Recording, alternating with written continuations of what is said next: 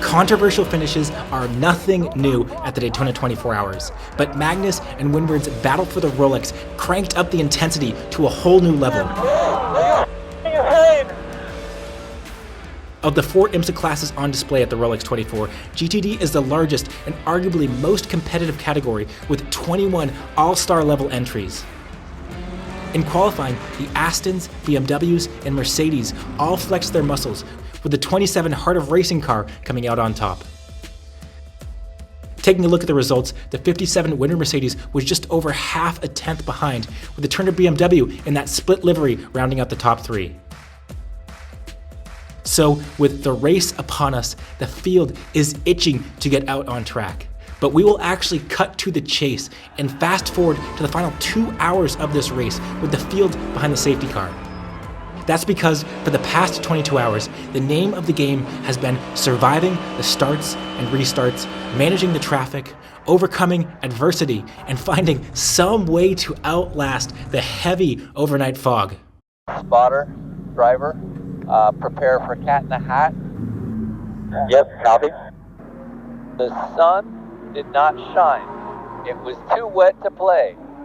So we sat in the house all that cold, wet day. But now the games are over and the gloves come off, and it will be a flat-out sprint to the finish. So buckle up as we ride on board the back-to-back championship defending 2 times Rolex 24 class winning number 57 Winward Mercedes. And crank up the volume, because with a huge thanks to Magnus Racing, we will be tuning in to the number 44 Aston Martin's team radio. So let's listen in as they try to pump up their driver for this restart. I want you to go hard or go home. You are P5. Everyone in front of you is a target. We do not give it about anything other than winning. Oh, thank you, my man. With this field of all-star drivers, cars, and crews revved up and ready to go is the number 96 BMW that leads the 27 Heart of Racing Aston Martin, with the Vantage Porsche and of course the Ferrari in 3rd and 4th, and the Magnus Racing Aston back in 5th. Auer lines up in 8th in his 57 Mercedes, but just like Nicky, his eyes are certainly set on that P1 and Rolex watch. Cook is just behind in his Triarci Ferrari as it's all eyes on the green flag. All right, thank you. Stay ready. Class for the overall leader, middle of NASCAR 3-4 now. I will be watching the green. And as they make their way through the bus stop, all of these drivers will try to time this restart just perfectly to get a jump on the green flag and on their competitors. Watch for a small stack going into NASCAR 3. We're rolling a little bit now, and we're green. Green. All green. As the green flag flies, that 57 Mercedes just starts to inch away from this 023 Ferrari. Now that AMG has been so fast on the straights all day long as the 12 Vassar Sullivan Lexus comes flying past, getting a fantastic restart as Auer tucks into the draft of the 13 Autosport Corvette, winners of last year's 24 Hours of Daytona. Into turn 1, that Lexus makes its way past the Mercedes as well. A fantastic restart from the 12 car, but the Mercedes has the inside line and they go 2 by 2 through this right-left sequence. The Lamborghini gets all out of shape, barely avoiding a wreck as they make their way into the first horseshoe. The winner Mercedes is caught behind that Lamborghini as the Lexus and the 023 Ferrari of Kenton Cook make their way past through the exit. Auer is shuffled down to 10th position as Cook goes 2 wheels in the grass, making his way past that 12 Vassar Sullivan Lexus and up into P8 as he looks around the outside of the pro Vassar Sullivan Lexus. It's worth mentioning at this point that it's all pro drivers from here to the finish in the GTD entries, so there's effectively no difference between GTD and GTD Pro as Cook squeezes past that pro Vassar Sullivan Lexus.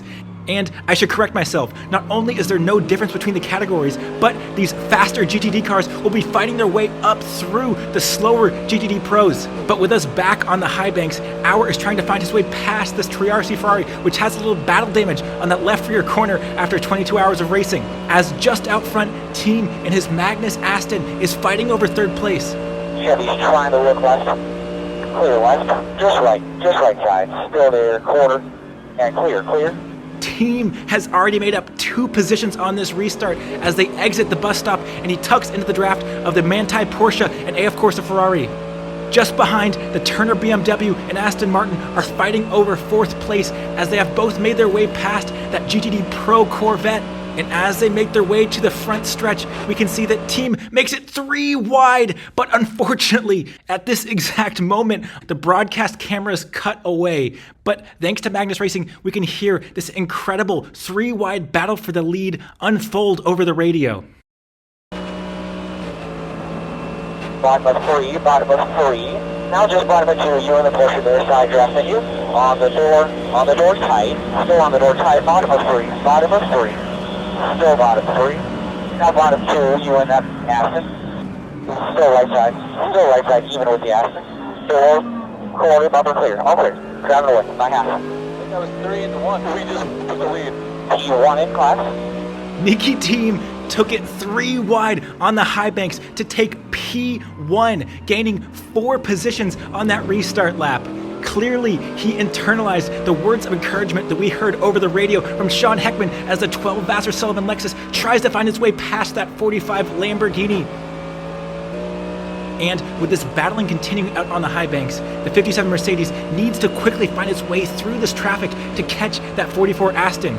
But Magnus is wasting absolutely no time and has already begun plotting their pit stop strategy as that Lexus tries to find a way past the Lamborghini.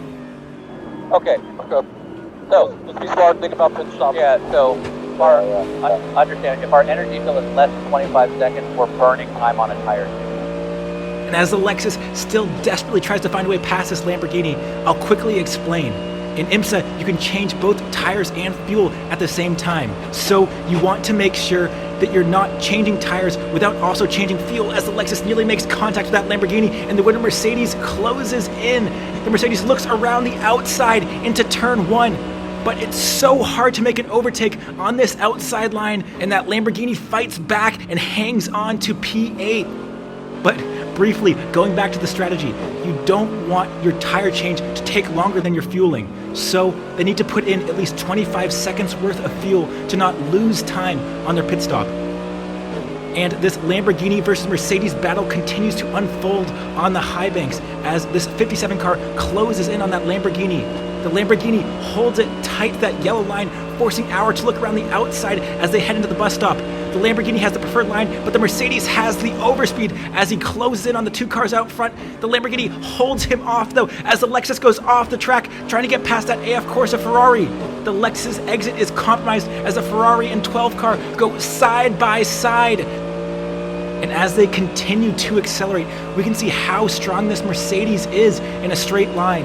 And as the Lexus and Ferrari continue to go side by side, they are punching a huge hole in the air. The Lamborghini now has a huge run and closes in as he makes it 3 wide. Auer tries to follow him through, slightly breathes out of the throttle, but makes it past both the Lexus and Ferrari and closes the door into T1 as he moves up into P7.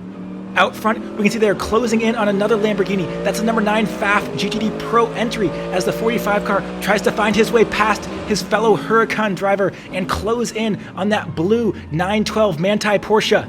I just want to quickly say that 2026 is the swan song for that Huracan, and I am going to miss that V10 engine so much when it's gone next year. But through the kink, Lila Wadu makes her way past the 57 Mercedes, a brave, audacious move through the fastest corner on the track as she moves her AF Corsa Ferrari up into P8. Auer follows closely behind, and we know how strong this Mercedes is on the high banks, so it seems like it's just a matter of time before he finds his way past once again. Wadu uses every inch of road, and we see really different racing lines between the Mercedes and the Ferrari there. The Mercedes drivers really like to straight line the exit, whereas that Ferrari driver clearly trying to carry as much apex speed as possible. As they head into the bus stop, Auer has a huge run, but Wadu defends to the inside, and Auer thinks better of it, looking around the outside as he lifts out of the throttle. But just ahead, Team is still working his way through the GTD Pro traffic. Really, really good exit. Just you and the McLaren when you get there. Still right side, even. Door, quarter, bumper, clear. Clear back in line with you, the McLaren by half. Now 1 back to Aston for position. These moves may not be for position, but they are critical for Nikki to try to build a gap to his GTD competitors just behind. back aboard the 57, and Auer has another huge run on the Ferrari as he looks around the outside, grabbing a little side draft before flying past Wadu and her 21 AF Corsa Ferrari. He tucks back into the draft of the Lamborghini just ahead, which has caught that number 912 Manthey Porsche. Through turn 1, we can see Wadu tried to go around the outside of the Mercedes, braking so late in her Ferrari as they go side by side through this right-left sequence. But Auer is able to hold onto the position as we see GTP traffic now working their way past these GTDs. Down the long straight, the Mercedes once again flexes its muscle as we can see the Porsche moves to the left-hand side and into pit lane for their penultimate stop. Auer has a huge run on the Lamborghini and looks around the outside, but that 45 car has been so strong in defense all day as he stays ahead of this number 57. Onto the high banks once again, and that Lamborghini uses every inch of road on the exit as it runs up the track all the way to the wall, and the V12 Aston Martin Valkyrie comes screaming past all of them. But now that that Porsche has made its penultimate pit stop, if a safety car comes out in the next few minutes, they will all have to make a pit stop, and that Porsche will cycle to the front as the Mercedes once again closes in on the Lamborghini, which tries to defend, but Auer has the leverage into the bus stop and makes his way past up into 5th position as we can see him close in on the 13 Autosport Corvette. And as we mentioned, that 912 Porsche kicked off the penultimate round of pit stops. So 10 minutes later, Magnus determines that they also need to make their way into the pits. Halfback, looking left side T2 by himself. We are pitting this time. What's the fill time? What's the fill time? Fill time is going to be 25 seconds. 25. Okay. As we discussed, fuel time is 25 seconds. This is as early as they can possibly come in and not risk losing time by putting on the tires.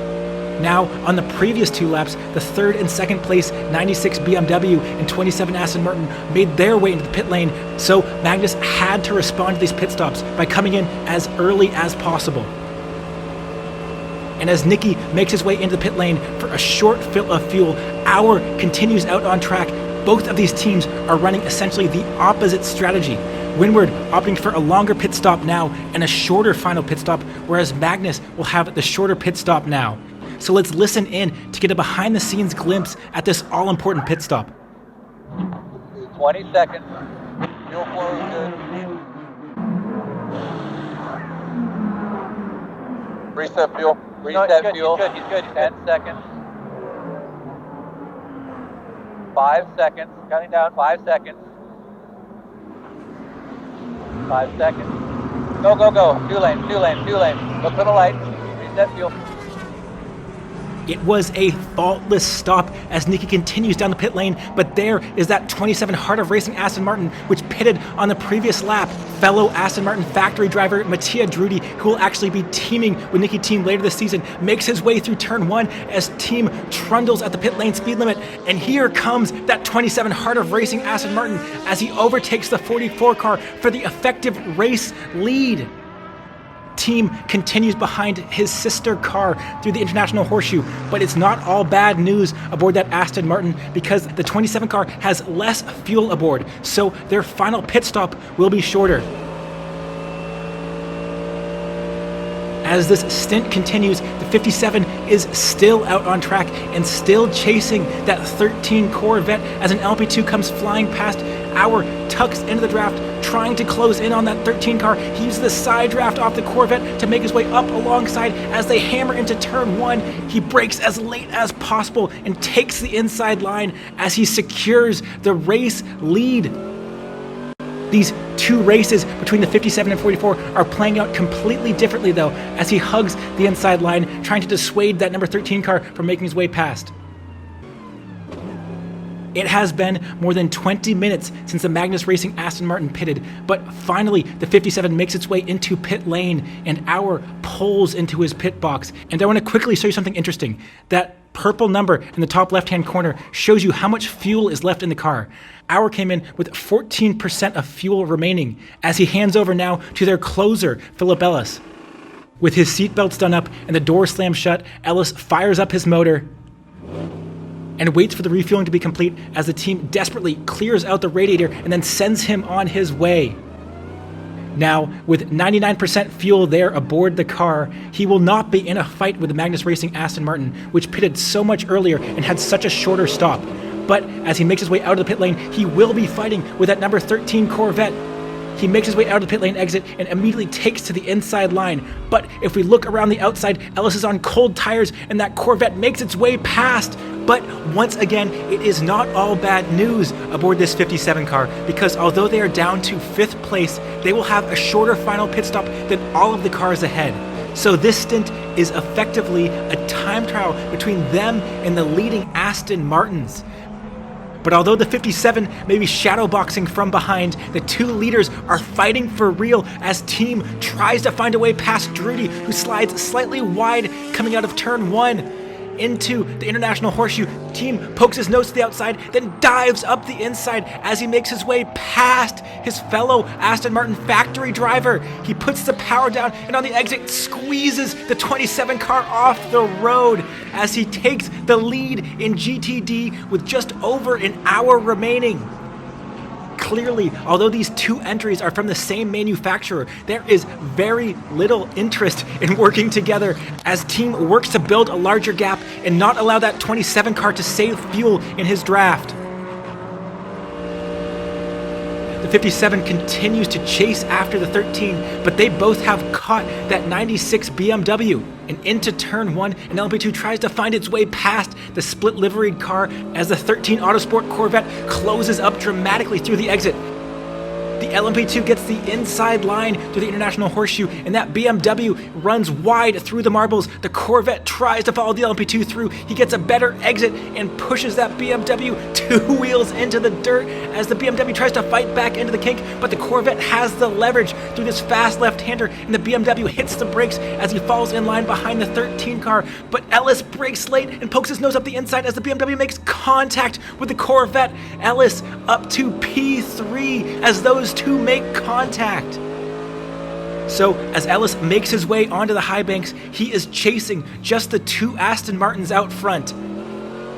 But as Ellis works to pump in fast laps and further close the gap, a ruling has come down from the officials to Nicky Team in the 44. Be advised, you got a warning for pushing him wide. Everything is fine. Don't do that again. As you just heard over the radio, Nicky Team has received a warning for pushing that 27 wide when he took the lead. Now, if you remember from the end of last season, they had really cracked down on that type of driving. But as is often the case, they are a bit less heavy-handed with the rulebook and allow for a bit more argy-bargy at the Daytona 24 Hours. However, for the rest of the race, this number 44 car will be on notice. Any further contact or infractions will almost certainly lead to a penalty. With just over 53 minutes remaining, Nicky Team has continued to build the gap over the 27 car, and it is now time for the final pit stop. So as Ellis makes his way through the bus stop chicane, Nicky Team hits the brakes and makes his way into the pit lane for their final stop. With Team in the pit lane, Ellis is still making his way around the high banks to the front stretch. And although it seems like Team has a huge advantage, we know this 57 car needs so much less fuel than the number 44. And with Ellis now in the pit lane, it will be a flat-out fight between the pit crews for the race lead. 40 seconds, right? Reset fuel, reset fuel. As Ellis pulls into his box, the Magnus crew has already changed 2 of his tires. But I'll let you listen to how the rest of this stop plays out. 20 seconds, Derek, tear off. 20 seconds. 15.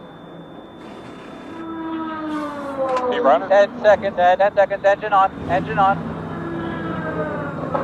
5 seconds. Ellis is the first to leave his pit box, but the 44 car is further down the pit lane. Go, go, go, 1 lane, 1 lane, 1 lane, 2 lanes, 2 lanes, 2 lanes, 2 lanes. Nicky exits ahead of both the 57 and the 27. So as they make their way through the pit lane exit behind this LMP2, we see 2 GTD Pro cars and then the 57, which has jumped ahead of the 27. All right, scrub tires, go, go, go, stay off the curb, scrub tires, go, go, go. It is advantage Magnus as they exit the pit lane, but Winward has closed the gap significantly as Ellis pushes as hard as possible on the pit lane exit. And as this stint continues, Ellis has closed the gap dramatically with team caught behind 2 GTD Pro cars. Aston has a really good tail off of us right here, eyes in the mirror. The 2 cars forward position directly behind are on our exact same strategy, pure pace now. And as the spotter said, everyone is on the same strategy now. It is pure pace and a flat-out sprint to the finish, but team needs to find his way past these fighting pro cars if he stands any chance to win this Rolex Daytona.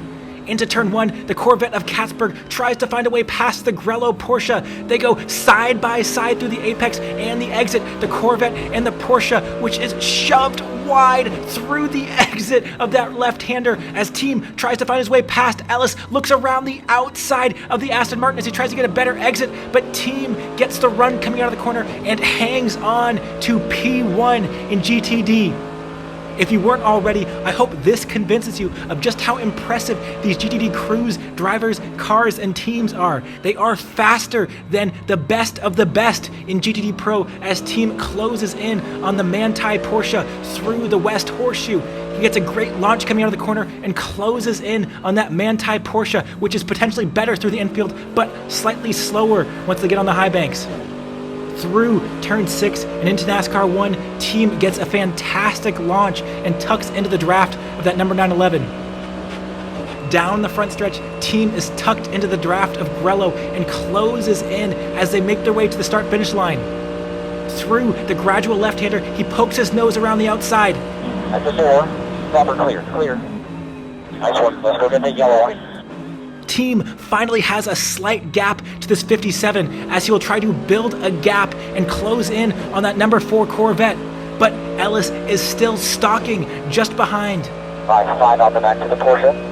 2 back from him is 4 position. As Ellis closes in on Grello, this might be a preview for this year's Nürburgring 24 Hours, because if you aren't already aware, it is rumored that Max Verstappen will be driving with Winward Racing in one of their Mercedes at this year's classic Around the Green Hell. So if you weren't already familiar with Winward, you almost certainly will be after this year's Nürburgring 24 Hours. But back to this race, because it is heating up as team has caught another GTD Pro, this time the 4 Corvette of Nicky Katzberg. And through NASCAR 4, he pokes his nose around the outside of that factory Corvette. All the while, this turbocharged Mercedes V8 humming through the side pipes as Ellis closes in. Right side, still right side. Still there, door, quarter. Still there. Green, 8 when you can, still there. Even with you, still there. Team just pushes that Corvette as he tries desperately to find his way past. 1 back to the Mercedes. Green, 8 when you can, still there. Even with you. Quarter, bumper, clear by half, now by 1. Team able to work his way past that yellow Corvette as he once again has a buffer to this 57 Mercedes, who is desperately trying to find a way past Katzberg as well. Through the exit, he pokes his nose into the Corvette's mirror, letting Katzberg know that he wants to quickly find a way past this number 4 car. Now, if you aren't already familiar with this 57's driving crew, 3 of the 4 drivers have already won 2 Rolex Daytonas driving for Winward Racing. So if anyone in the GTD field knows the secrets to winning the most sought-after timepiece in endurance racing, it is this 57 Winward crew, as Ellis pokes his nose up the inside. Katzberg does not fight it, and Ellis is once again just behind that 44 Aston Martin of team, who is once again caught up behind another GTD Pro car. Now by 3.5 out back. Just right side, you in the Lamborghini. Quarter, bumper, clear. Team makes his way past into turn 1 as he once again has a buffer to this 57. Ellis brakes incredibly late into turn 1 though and gets a later apex as team uses every inch of road on the exit. That Aston Martin driver trying so desperately to build a gap to this 57. But team brakes late through the right-hander, and Caldarelli in the Lamborghini gets a better run coming out of the corner as they go side by side through the exit. This is the last thing that team wanted. He needs to build a gap to the Mercedes, but is now fighting with the Lamborghini as they make their way through the kink. The Mercedes driver a little wiggle through the apex as he is pushing this 57 to its limit, looking around the outside of that Lamborghini and trying to square up for a better exit coming out of the West Horseshoe.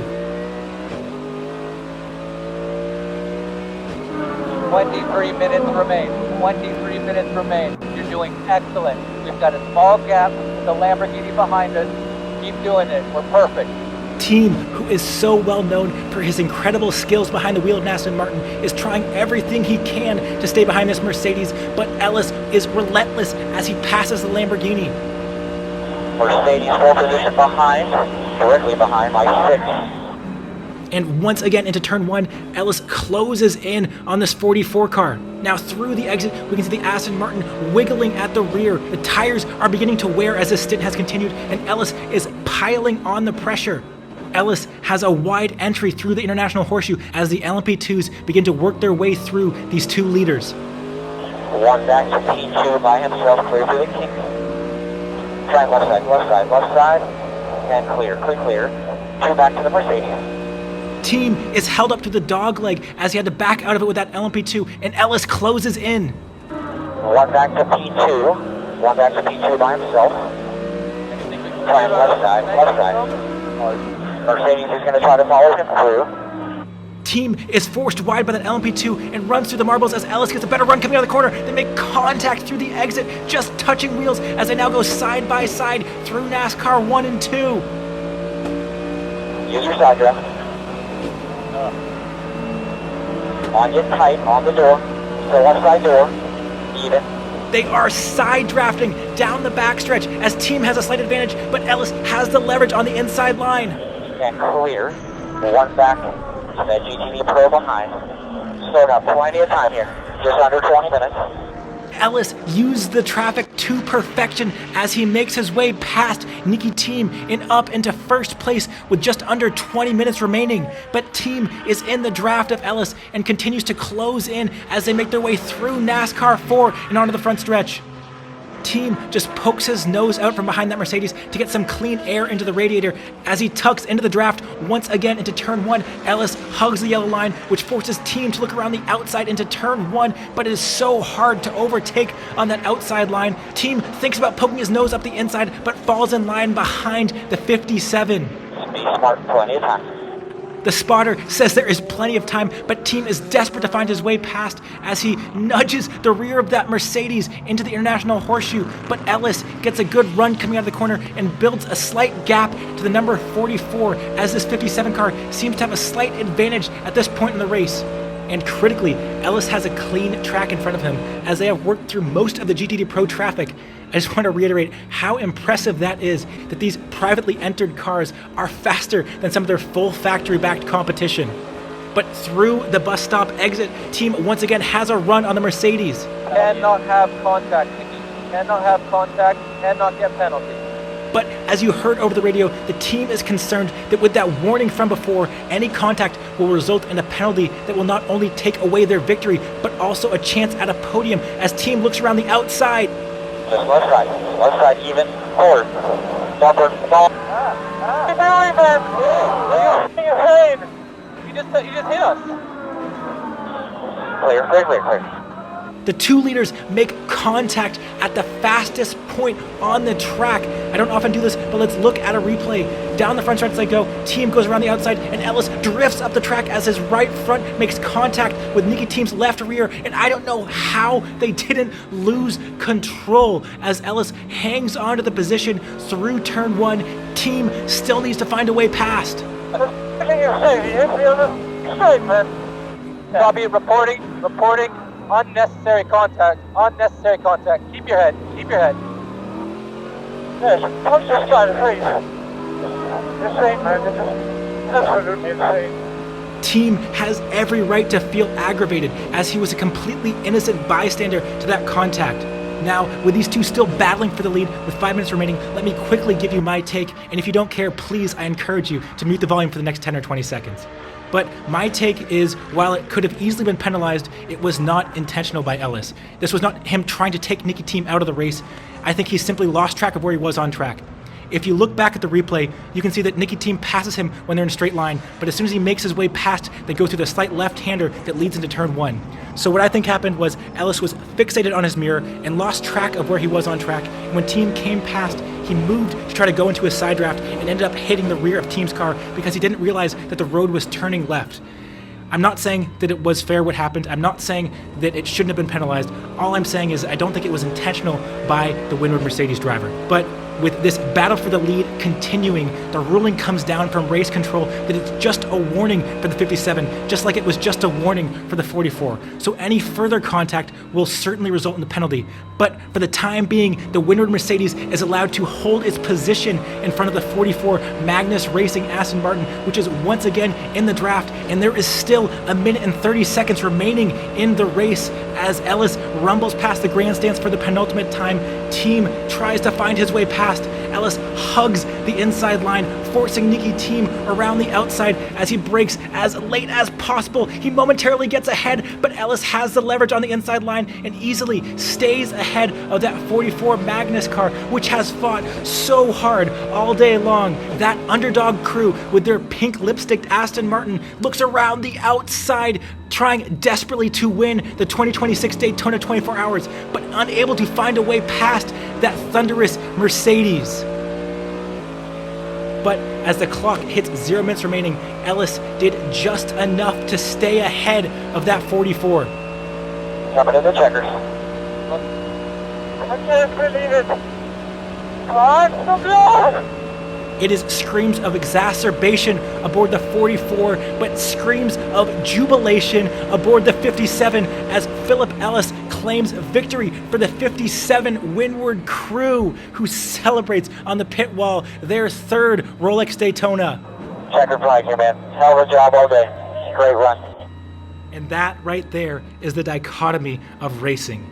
Incredible, incredible fight between these two crews who put it all on the line as Team flashes past on the cooldown lap. And tears of joy from Philip Ellis as he slowly realizes that he has won the 2026 Rolex 24 at Daytona. I know, buddy. But you're the Viking we know you are. You fought like hell. You couldn't have done any more. It was clean. It was everything we asked. You were just perfect. And heartbreak for the Magnus crew as they think about what could have been. Anyways, if you guys made it this far, I want to thank you so much for watching and so much for supporting. I really appreciate it from the bottom of my heart. I also want to give another shout out to Magnus Racing. Thank you so much for giving us an inside look at this incredible Daytona 24 Hours. And lastly, but of course not least, thank you so much for all the love and support that you guys share on this video. I really appreciate it. It means so much to me. I want to give a special shout out to my channel members. Thank you guys so much for all of the support. It really means so much. I love you guys. See you next time.